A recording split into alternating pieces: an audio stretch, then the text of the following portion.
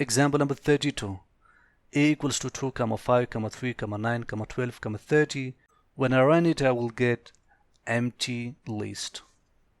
Look, on the left of the columns, we have index 2. So at index 2, we have 0, 1, 2.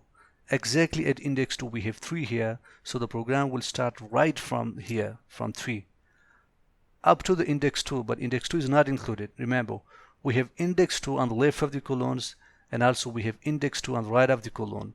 2 is included on the left of the columns, but 2 on the right side is not included.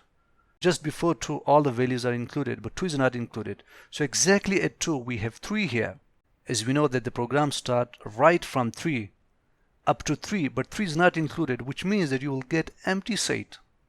So make sure if you have the same value on both sides of the columns, you will get empty list.